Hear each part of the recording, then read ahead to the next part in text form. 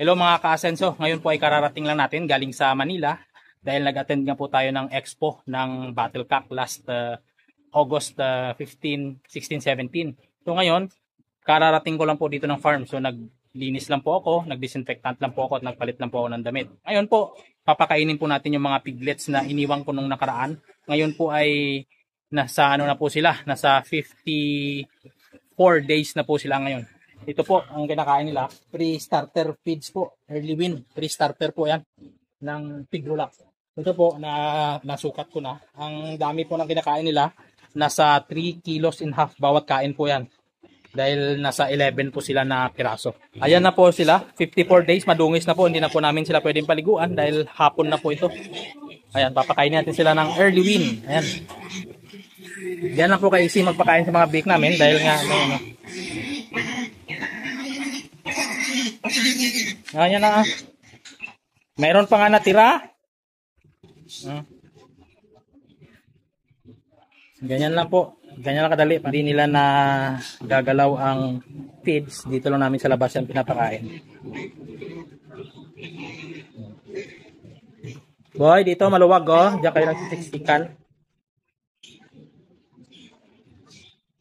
Ganyan na po ang pangangatawan nila. Nagkakatimbang na po yan ng mga 20 kilos pataas. Malalaman po natin yan bukas pag naitimbang po namin. Update ko po kayo. Yan po. Hindi na po kami pwede maglinis sa kanila dahil gabi na po. Alas 4 na ng hapon. Dahil maulan po ngayon kaya medyo madilim.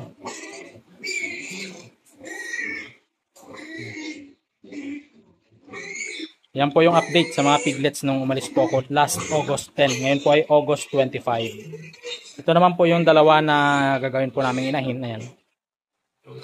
Pinanganak po ito last May 31. Ngayon po ay August 25. Ayan na po ang pangangatawan nila. 3 months old po sila mula nung pinanganak. Approximately na nasa 45 kilos na po ito. Ayan lang po. Alagang ano po ito, starter feeds pa lang po ang kinakain ito ng Pigrulax na starter feeds po. Ayan po yung feeds nila sa dulo. Starter feeds ng Pigrulax. Ayan. Nag-aaway-away yung mga piglets dahil hindi po sila kasya dito sa pagkainan dahil 8 lang po ito. Pero bukas kukunin na po yung iba dyan. Ito po yung pagkain ng dalawa. Ayan. Hog starter feeds premium. Doon naman sa 11 na piglets, ito naman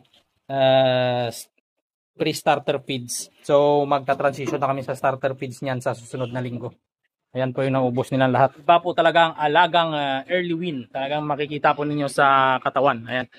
The same time, sabay po ang early win at ang ng Vitamin Pro ang aming pinapainom. Ito po, Vitamin Pro. Ayan. Nagbibigay po kami nito sa, depende po, minsan sa umaga, minsan sa tanghali, minsan sa hapon. Pwede po kayo magbigay ng hapon, mas maganda kasi nga matutulog na lang sila. Vitamin Pro po, ayan, alagang Vitamin Pro at ng Pigrulax, early win ng Pigrulax.